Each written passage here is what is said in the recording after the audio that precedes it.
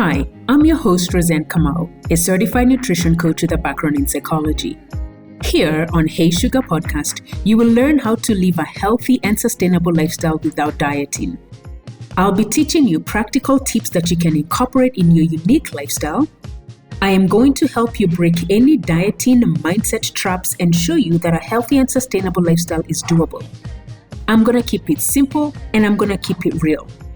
Now, you see, I was once overweight, I was once medically obese and had a diagnosis of high cholesterol. I've been able to keep my weight off and keep my cholesterol numbers to a healthy range for over the past 15 years. So if you're ready to change your life for good and create a healthy and sustainable lifestyle for yourself, then this is for you. Let's go. Hey Sugar, Coach Roseanne here, and today I have a treat for you. I am so excited because in today's episode, I have one of my favorite counselors, therapists. She is what I call, she's not only a Hey Sugar alumni, but she is a resident coach inside Hey Sugar. I promise you, you are going to love her. You're going to hear her heart because she has a heart of helping women live their best lives, live their own lives by design. And so I'm going to ask Grace Kariuki I want to invite you and I want to be able to welcome you to come and share. First, before we even start talking, all things about women living a healthy lifestyle, all women living the best life for themselves. Do you want to introduce yourself to us? Tell us, who is Grace Kariuki? Thank you, Roseanne. You're always a joy to talk to. Thank you because I've also learned a lot from your coaching and understanding food and the relationship between food and wellness, mental health. So I'm really excited to be on the show today. And Grace Kariuki is, first of all, a therapist, and she is a marriage and family therapist. My goal in life is to tell people that you can live your best life now. You know that, but it starts in the head. And then I am also a mother. I have two boys who are born in my 40s. So anybody who thinks they are late, they should not be worried about that. No, they shouldn't. Our lives are in the hand of God, and He knows the plans that He has for us. I'm also a wife, and all things, you know, I'm a firstborn, so I have the firstborn syndrome. Fix everyone. So, and then I am also a healing person because I'm going through my own healing from codependency, and we in the course of this we can talk about that codependency. Women, we are born nurturers, and some of us, we get codependent on nurturing others, but that we forget about ourselves. So that is Grace, and I am really glad to be on the show today. Very excited. So I've heard you've got the firstborn syndrome, which is taking care of everybody else. And is this the reason why you decided to become a therapist or a counselor? Because what counselors do is take care of everybody else. Or what was the genesis of you deciding this is the path that I want to take, and why? Yes. Now, I was 12 and I was mad at my dad because I couldn't understand why he was acting the way he was. So like any teenager doesn't understand. My teenagers sometimes don't understand me, right? Right. So I said to myself, when I grow up, I want to know why human beings act the way they do. So that was the genesis of that. And then come all the way forward to being a teenager and seeking for love, for acceptance, for bonding, feeling very misused because I thought if I give, then I'll get. And looking for validation and affirmation from others. So at age 20, I decided I have already been burnt. I'm not going to continue in the fire. So I decided to take away any dating experiences. 20 years old. 20. I do not want to be in any relationship that is not leading to a marriage. So Lord, help me not to get to any relationship until I'm ready for marriage. So 20 all the way until 28. And at 28, I decided to try dating. And the first person that I dated, after 6 months, he dropped me. And I went into a total loss of who I am. And that is where my journey began, because the counselor that I saw, I lost weight, I couldn't function, I was crying a lot, having nightmares. And that's when I said, Grace, something is not right. So I saw a counselor and he told me, you have lost your significance. You have zero self-worth, Grace. That was, I was like, what are you talking about? And so that's where it started for me, the journey, because I had to leave Kenya. And I needed to go back to school. That was my plan, because all along I had two things I wanted to accomplish. I wanted to make sure that my mother was well placed, firstborn syndrome. I educate my siblings, and number two, I wanted to go back to school. I had a diploma in administration, so I wanted to go back to school. So at 28, when I was getting into 29, that's when I decided I'm going back to school. But you know what, Grace? So two things happen. I'm already picking out. The first is 12 years old, something significant in your life happens, and you decide, I want to learn more about people. 28, this dude dumps you. I'm sorry, he doesn't know what he's missing out, but we're happy because now you're even more blessed. Thank God. But you know what, Grace? Because I've always found a little bit our older generation, because like our target audience tends to be a little bit younger, even my clientele tends to be slightly younger. I have found they've embraced therapy and counseling a lot more than we did, our generation. Right. And for me, it's actually, as I've been coaching them, a lot of them tell me they actually see therapies for mental health wellness. Yes. What in you at that age, at a 28-year-old, what made you decide I needed to see somebody to help me because of this significant issue that has happened? What was that called you to seek for help? Right. Now, again, it's desperation. I was dying. I was a Christian, a worship leader. Things were really going well for me. Girl, I didn't know you sing. Yes, I used to be a worship leader for 10 years. My significance was tied around what I was doing. So when this dude dropped me, I lost all sense of significance. And so I was dying. I was dying inside. And I couldn't figure out what it was. So this guy was, I used to work for Baptist missionaries. And so the guy was a Baptist missionary counselor, visiting counselor. So the moment I heard he's in town, I made an appointment with him. I needed to understand. Remember, at 12, I had already kind of had that idea that people behave the way they do because of certain things.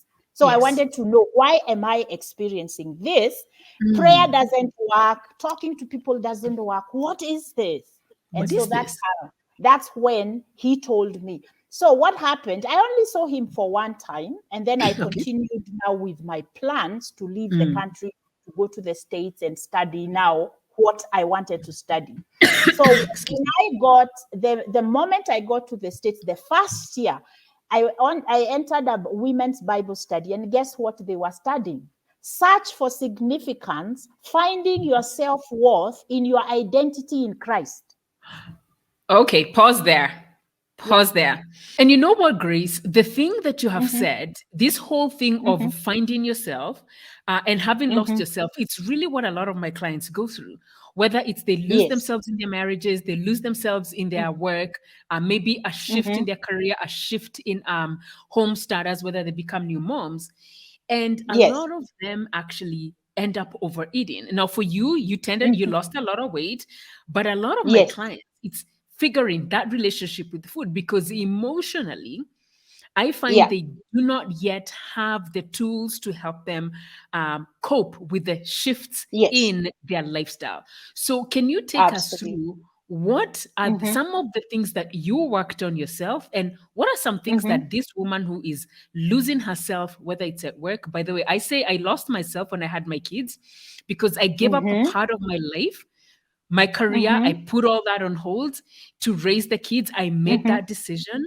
But even in that whole process, I was still feeling, okay, I need to be doing something. So can you share with us women, especially specifically a woman who has lost her significance?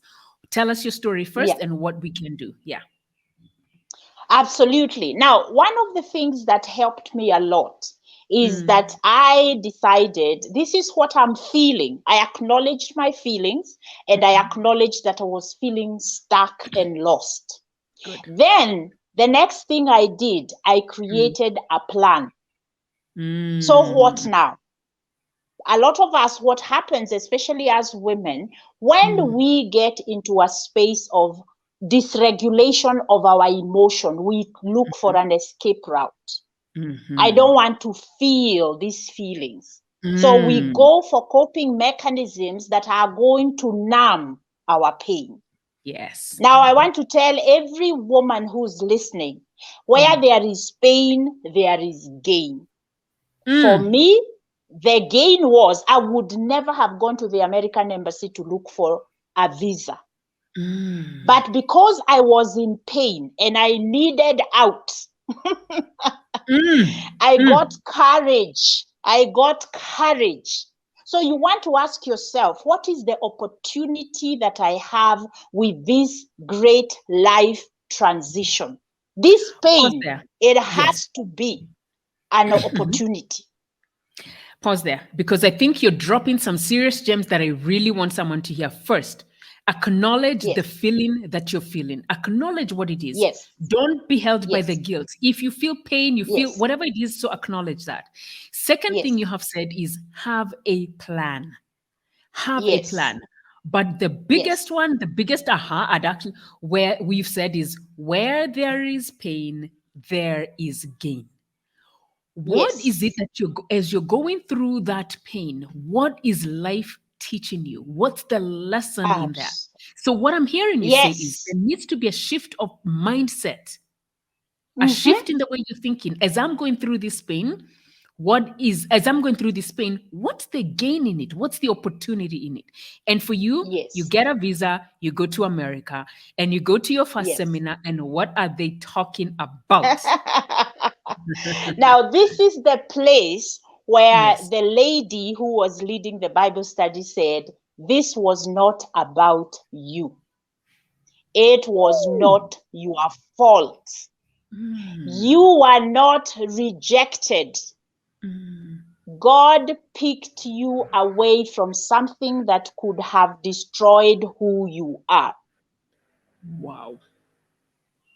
And I'll tell you why that was important for me. Because when I fell in love with this particular man, he was my everything. The relationship replaced my daddy issue.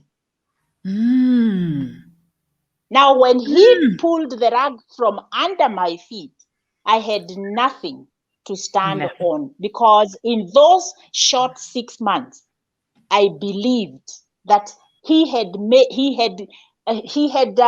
me someone. You see.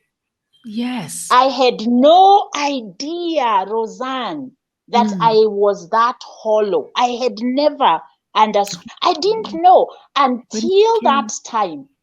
When he dropped me, that's when I realized I am hollow. I have been living, but I haven't really been thriving. You see, inside, I wasn't having any feeling of worth about myself. So when this guy said, I want you to be my wife, I have always, and it's a person I had known for many years, I have always admired you. Even my friends are saying you are the best woman for me. Oh my goodness. I remember, this is funny, Roseanne. Tell me. You know the story of Mary who bore Jesus, the mother of Jesus. When she was visited by the angel, she said, "Blessed am I, be it unto me according to your will." Because she was picked out of all the women in Israel to bear the child of God. That is how I felt. I started singing a song. There is a song that says, "Be it unto me according to your will." Grace. You see how lost how hollow I was inside. Yes. But thank God, because in my life experience up to that point, somehow I had learned to know that I am a person of significance and I can make choices about how my life is going to go. You see? You could make choices about how your life was going to go. And so, what got Yes. you to that place where you felt you came from that hollow Grace, the girl that was, everything has been pulled from under the rug, this guy who Yes. everything, I mean, listen, you're even talking about Mary in the Bible. Girl, she gone deep, right? And then at what point, how did you, and I know you said you made a plan. So, what are the Yes. steps that you took? Because there could be a woman who is resonating with your story and she has lost her significance. She's feeling her worth, she's feeling hollow, she's feeling stuck. Yes. What are the things you did, and what could you tell someone? Okay, these are some of the things that I did to get myself out of that hollow space. Absolutely. Now, I remembered that I have gone through other hard times and I made it. Okay. So how did I make it?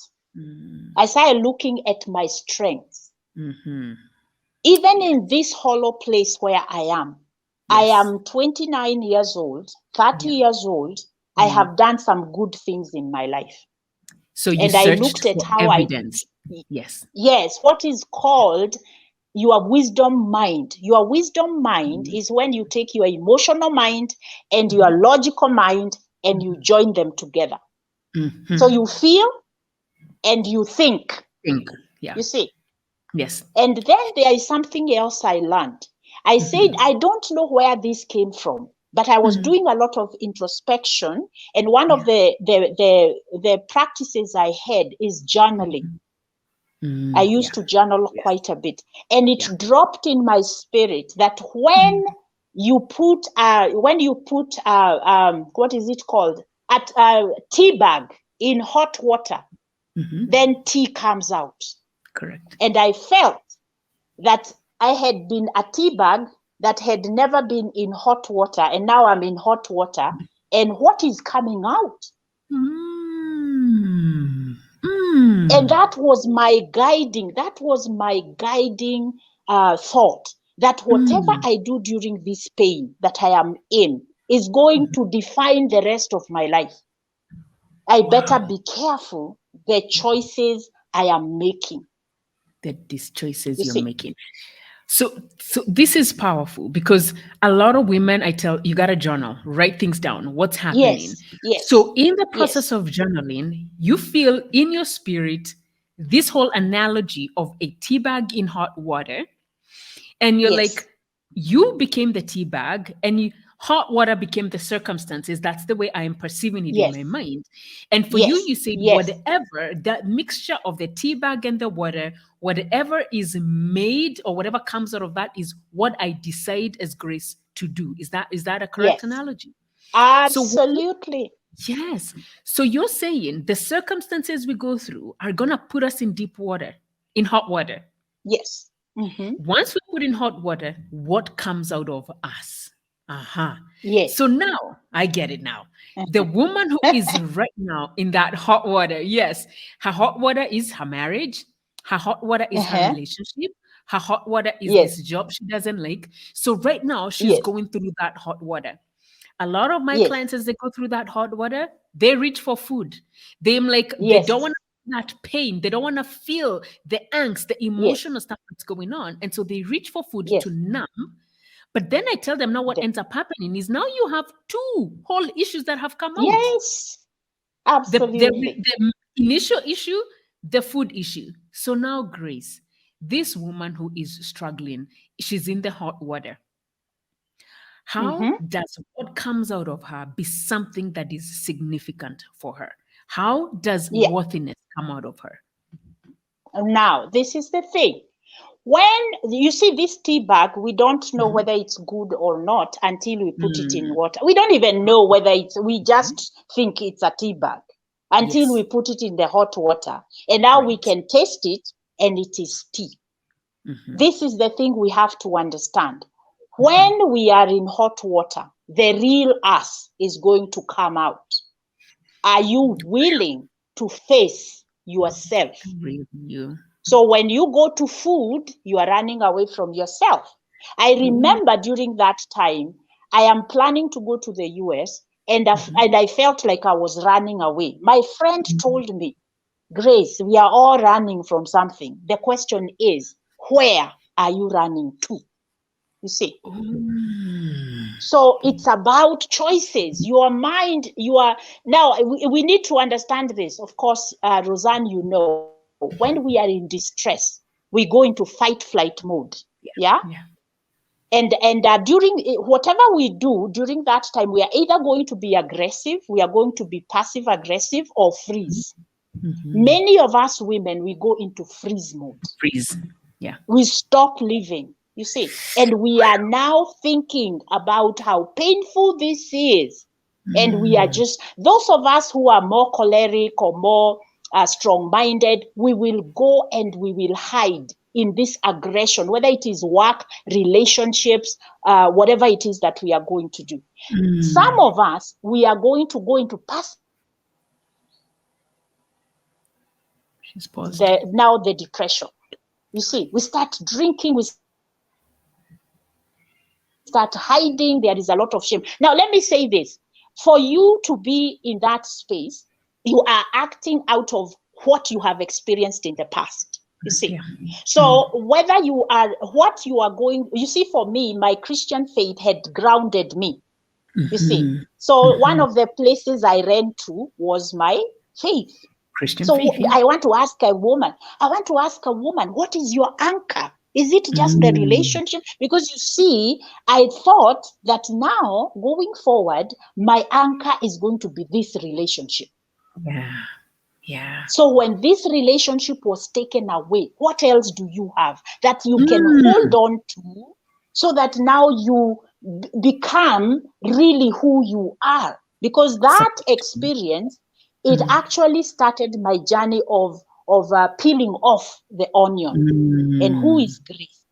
Who is, you know, when things are going okay, Grace is the happy-go-lucky, whatever. When things are not going well, that lemon is going to come out. And what are you going to do with that juice? You either make it lemonade or you just make it bitter lemon. You see? Ooh. Lemonade or bitter lemon, even though you know what, Grace, I used to, when we were younger, my mom was a shopkeeper. So she was a businesswoman. We had a shop in Thika, and she used to supply, she used to do wholesale. So she used to supply stuff. And one of the things I loved was a cold bitter lemon. Because of that sweet sourness, but anyway. So that is so interesting what now you're beginning to tell us. You're telling us our current circumstances are created by the past. And when we go through that hot tea bag, whatever is going to come out is usually two things. I think I've heard two things. One, it's you, yourself. Are you ready to face the girl in the mirror, which is you? Or are you ready to face, or what has built you so far? Because you may continue to express your past experiences. So now, this woman who is, and then, the other thing that you said, which is very powerful, because I want the woman listening to be able to identify how she tends to show up when she finds herself stuck or feels unworthy. You said it's either freeze, where you get stuck, you're immobile, you're not moving, or flight, where you tend to be aggressive. You tend to maybe go down into work. What are some typical symptoms? I'll tell you right now, I think I'm definitely a freeze. Actually, I feel like, you know what, I could be both, but no, I think I'm more of a freeze. Because mine is sleeping. Isn't sleeping, that's a freeze, isn't it? Yes. Yeah. So what are some ways someone who freezes, how can you be able to give us examples of it would look like this so that she can be able to identify and say, yeah, by the way, this is how I tend to manifest when I'm frozen. Right. Now, number one, when you are freezing, I'm also a freezer, big time. I know that about myself. So number one, you go immobile. You don't feel anything. Anytime somebody asks you, how are you feeling? And they know you are in a circumstance. And you say, I am feeling nothing. I'm numb. That is freeze. Number two, if you are sleeping and you are not waking up every morning, you are in freeze mode. If you have withdrawn from people, and you cannot even look at your kids. You are frustrated with them and you don't just want to do anything. Then you are in freeze mode and life is just passing you by. That is freeze mode. Now, you can be in freeze mode, but you can get out of it. And these are some of the things you can do. Number one, you need to understand that every time you go through a difficult situation, you can either use the mindset of growth, or you can just say, poor me, nothing I touch turns anything to anything. It's what we call confirmation bias. So you already feel that you are not a person of worth. So when things happen, you do three things. You criticize yourself, you judge yourself, and you compare yourself. Nobody else goes through. I used to tell myself during those times that everything I do, I have to pay it with my blood. That's a lie. Whoa, there is nobody who has been successful in life that doesn't work hard. You see, but that is a mindset I had, that everything I try, I have to pay double price for it. It's a lie. We need to understand that struggle in life is normal and your emotions are normal. Now, let me say this. Your emotions of freezing, your emotions of being aggressive, where you are just yelling at everybody and you don't know why, your emotions of being passive aggressive, you just have this seething anger within you and you can't express it. All those are normal. It's normal human emotion that when you are in crisis, that is normal. So don't try to say, I don't want to feel this way. I don't want to feel. No. Go with the flow. Let your emotions guide you to what you need to do. So number one, I tell people that if you look back at your life, you need to ask yourself, what are the things that I have done I don't like to do? Okay. Then I say to myself, I hit myself on the head and I say, I did that again. Write it down, because now you need to ask yourself, instead of that, what do I want to do? If you are in a crisis right now and you are overeating, this is not the first time you've done it. You've done it before. Because your subconscious is reminding you, the last time we had this is what we did and it felt good. Yes. Write it down and ask yourself, is it helpful?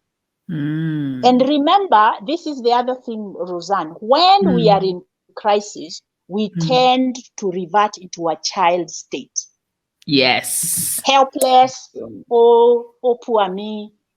Nobody loves me. Nobody is going to help me. I'm alone in the world. That is a child way of thinking. And it's normal, because that's the first, you're feeling afraid. You don't know what to do. You are confused and all that.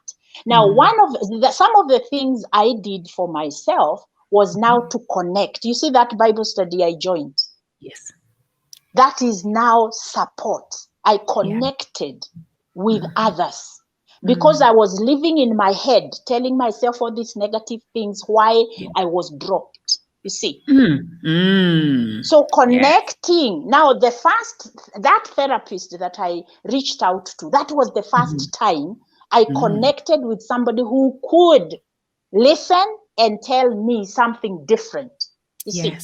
Yes. So don't live in your head, reach out. So your depression, because usually when we are in crisis, we go into a mood disorder, depression or anxiety. It's your grief process. You are grieving, you see. So what happens is that your body, your mind does not want to connect with people, you see. That's a sign of you're going down the depression. But that's what you need to do. Reach out.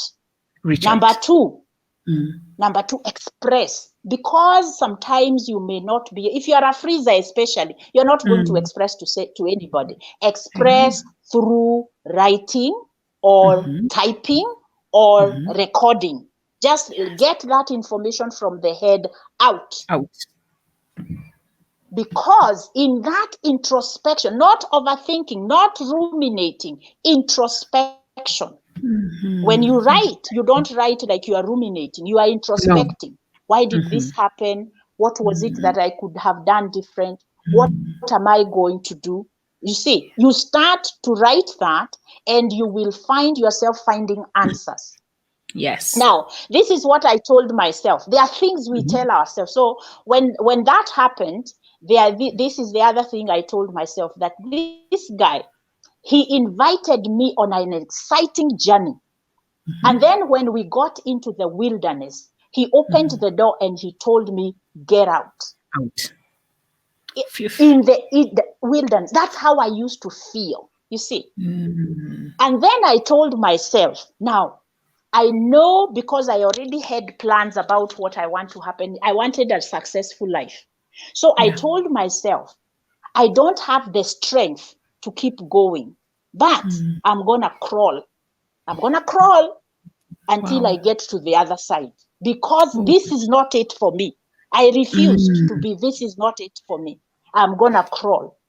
And I crawled, Roseanne. And you crawled. Pause there. Because I think you have said something very powerful. Everything has been pulled under your rug. The vision, the image you have is gone. But also, deep down, you have a greater life. Deep down, God has put something on the inside of you. And so you said, I am not going to run, because I think that's the mistake a lot of women think, or people think. Yes.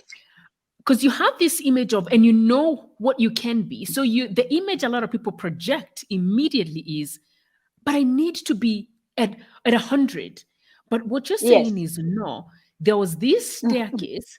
You couldn't run or sprint up the staircase. You needed to crawl. You needed to crawl. So this woman who is frozen, this woman who has written her stuff out and things, she's not ruminating, but now what is happening is she's introspecting, things are coming up. Yes. You want her to crawl. What should crawling look like? And you can weave look in like. So, yeah. Yes. So you go to work every day. Wake up, go to work. Wake up, dress up, open your windows. Dress up. Right? Yep. And go to work, crawl to work. Yeah. Get to work and refocus your mind. If you stay in your house, your brain has no room to create. You'll be in a cycle. Sicker. Yes. Yeah. So if you leave the house, you go, you take a matatu or whatever you do, you see there is new information that's coming to your brain. Yes. So it interrupts the oh, poor me, sorry me. Story. Sometimes you forget you are in a crisis and then you go like, oh, I'm still in a crisis. Right. That's good, because you are interrupting the continued ruminating and thinking that negative. I found it, there is a guy who called it CCJ, criticizing, comparing, and judging. You see. Now let me tell the women this. Now, those three things, criticizing, comparing, and judging, it is not you. It is conditioned from how you grew up. Yeah. So now when you go into survival mode, and I told you, when you go into survival mode, you actually go back into a child state. Correct. Child state, yeah. Guess what your subconscious does? It awakens. And now you are thinking the same way, you maybe not cognitively, but you are thinking and feeling the same way you used to feel whenever daddy would come home and he was drunk and you couldn't predict what he's gonna do. He's gonna behave, yeah. Or it is whenever you would hear that negative tone of your mother, and she would criticize you and call you names and make you feel so displeasing towards her. You see. That's where you go, because the root of these feelings of I have lost everything, I have lost my significance, is rooted in a fear of abandonment. And where does the fear of abandonment come from, Roseanne? It comes from childhood. Yeah, neglect and abuse. Because as a child, you did not have the emotional support to grow to feel that the world is a safe place. Wow. You see, so you are constantly, now let me say this, Roseanne, this is very important for people to understand. You have 4 needs as a child: to feel significant, competence. That's what it is. To feel that I can do anything I put my mind into. That is competence. Number two, to believe and know and feel that I am loved and acceptable. That is worth. Number three, to feel that I am safe emotionally, physically, and every other way that I need as a child to feel safe by being helped through my fears and to be allowed to feel my emotions and they are validated. Number four, I need to know that I have control. It's not, you know how we are raised and you are not given control. I said so because I'm your mother. Yes. I said so because I'm your dad. You see? Yeah. Oh, You God, have first not of all, done your homework. You have not done your homework. I'm feeling called out. Sorry. Continue. I feel called out because I feel like, oh gosh, I messed up raising my kids. I don't know where you were to have helped me, because I feel like also I need to do a lot of undoing, because also I was doing the way I was sort of raised. So I've sort of passed down that. Yes. But anyway, that's why we're here, because we know better. Yes. And so we teach better, so that the generations coming ahead of us are gonna do better than we've done. So thank you for sharing this. And whoever else is is triggered like I am, because you guys, I'm getting triggered. You just do better, and it's never late to change. Please. Let me tell you this. The good thing about the human spirit and life is that we always have time. As long as you are alive today, you can do something that we call repair. But before you do repair, you've got to deal with your own sense of shame. So you've got to face yourself. How am I going to go and tell my child I'm sorry? How? You see? Yes. I've got to deal with my own, with my own feelings of guilt and shame.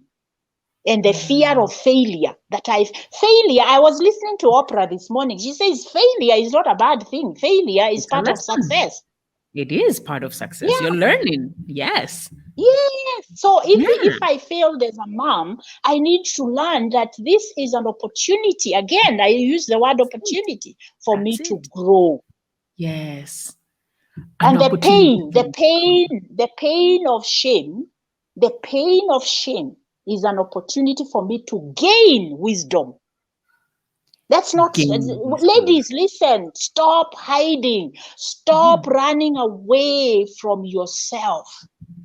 Stop using food eat food because it's good and it's healthy and you love food. Don't eat it because you are escaping something. Now, there is something else I want to go ahead. Continue, please. Okay, I was going to tie that to worth. This is the thing we have to understand. Now, for me, because of my Christian background, I use that is my anchor. My anchor is that I'm a person of worth because the Bible tells me so. Some of us, we may not have a religious background or we don't care about that, but you need to figure out an anchor. So you need to understand that you are as important as anybody else who walks through this earth. You are a person of worth and you can add value to your life and to other people's lives. So when you are going through your difficult time, remind yourself, I am worth something more than this pain. This pain is just a season.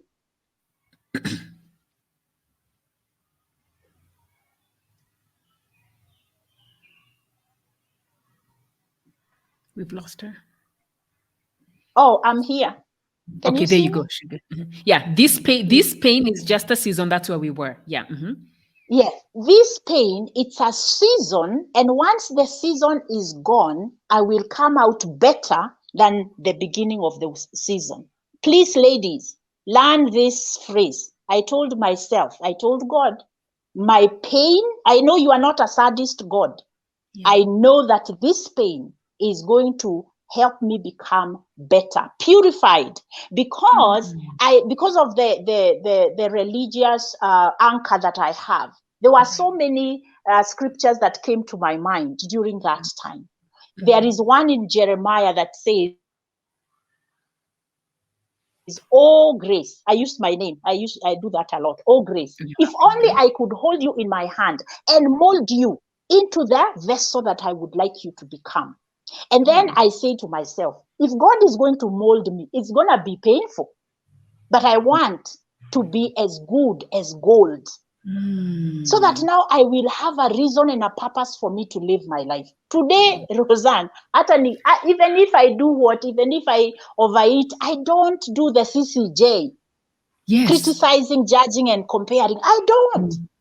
It's what it is. I had an extra cookie than I did. So what? It doesn't change my worth. You so see, what I'm hearing my you say, thought pattern. yes, yes, yeah. Continue.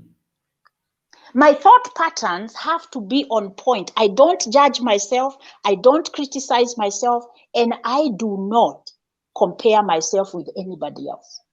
It's my journey. Listen, I love this. I love this because we're really talking about the depth of a woman, the depth of the issues that hold us back. That I love that CCJ comparison, because a lot of women, especially in this day and age of social media, there's a lot of things, and women who see images of women who either look a certain way or live a certain lifestyle. I'll tell you this about social media. Everything you see on social media is not necessarily the truth.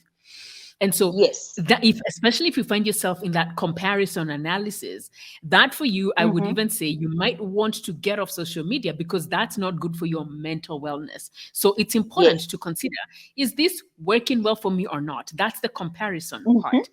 Then the judgment part, that one is the part where we go inside and we beat ourselves down and we judge ourselves for things we have done. And what Grace is telling us here, the minute you get out of judgment is when your worthiness, you're placing your value on other things. You have an anchor. She said, have an anchor. So what is that anchor for yourself? And then the other one was comparison, comparison, criticizing. It's where we're criticism. You're criticizing yourself and beating yourself down, which is something, especially women who are driven, which is a lot of the women that I work with. They're very driven. And so when they don't hit their KPIs or they don't hit certain targets, they're perfectionists. Perfectionists tend to criticize themselves. So you gotta look and notice, which behavior do you carry? And all this we're saying, it ties down to your worth. So Grace, as we're concluding this, and you know what? We have so many ways we could go on this. So I know you're going to come back again. And ladies, if you're loving this and you want Grace to come back again, can you just let me know? Write to me so that we can bring her back. I bring her inside Hey Sugar. And this girl has changed lives on the inside. And women say thank you for Grace because she has really changed me and helped me. But as we're concluding, Grace, we're talking about a woman's worth. What are the things you want this woman to begin to focus on, especially when she finds maybe her worth is in the pits like you were at one point in time? Now, I want to say this, that you are a person of worth this way. Now, I had to look at my life and say, like I said, what are my strengths? I have made mistakes, but